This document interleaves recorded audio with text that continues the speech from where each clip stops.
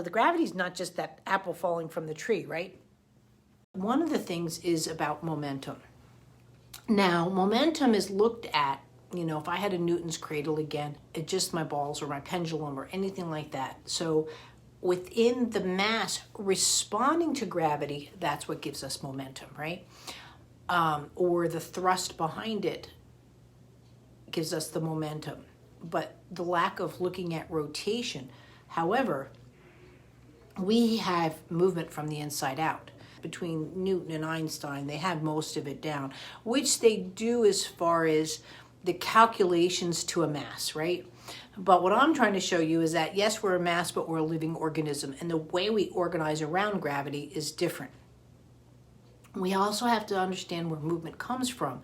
So I do go into babies a lot because that's what I do, but what I can do as an adult versus what I can do as a baby, where the format of my movements go, just like math, 1 and 1 plus 2, you have those calculations. Now when I'm getting into chaos theory and such, right, you're not going into those immature mathematical, but those foundations are there. So the movements are really the similarities within that. So the more movements that I can do, or I have the foundational movements, the more that I can do with those foundational movements. And that's what we're after, is how we have foundational movements going into functional movements, then going from immature to mature movements, right? But our first movements, gravity is all around us, right? I'm not saying that this is the correct visualization, but I'm going to use this. It's a very light TheraBand.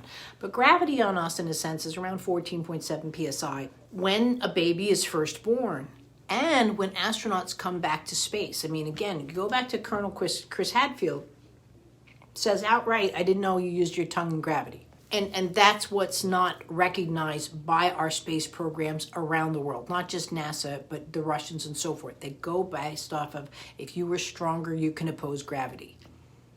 That's not the case, because one of my theories is when the mass supersedes the might, gravity wins. You succumb to gravity. When you and I are using gravity, right, it's not about one finger up, one finger down. So a reflex, let's say palmar, it's not open and close. What you should be seeing is, and this is what we'll be covering more in the course, is the momentum of a baby for that open and close should stay the same, right? So I shouldn't be more fisted, but I also shouldn't be more open.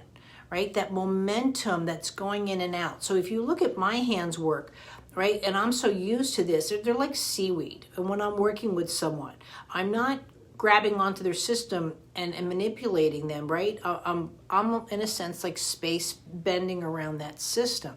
And so when the system doesn't have that true orbit, that rotation, which we have in atoms, which we have in myosin actin within the muscle structure, which we have in the heart, which is helical, and I can go on and on where those rotations are an interior force, they go into an exterior force.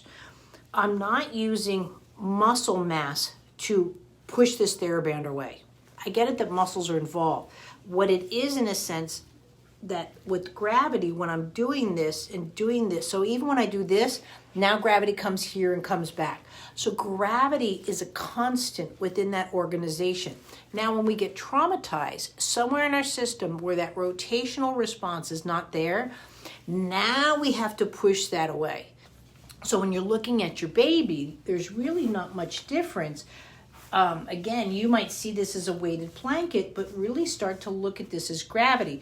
So as my child is going to oppose gravity, the system, his body will counter and will counter and will counter. And that's what starts a pre-crawl.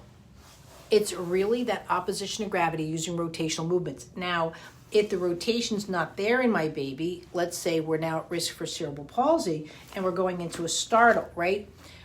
They're starting to push gravity. You'll start to see those spasms going on in the system, again, because the way that they are organizing against gravity is now in succumbing to gravity, right? And then a low-tone child, you might as well think that they're literally like tied down in a sense, and they just can't move. Well, what they can't move is their system against gravity. So those are the key movements that start to come in the beginning of your momentum. Right? Those foundational movements have to be there. If those foundational movements have not been established, or they've been traumatized in such a way that throws off these dynamics within organizing and opposing gravity using rotational movements, that's where you have the impairment, and that's where the frustration and the fatigue. Even just taking off after a stroke a tube of toothpaste. We can blame it on the contractures, we can blame it all on that, but the science behind it stands with what I'm presenting here.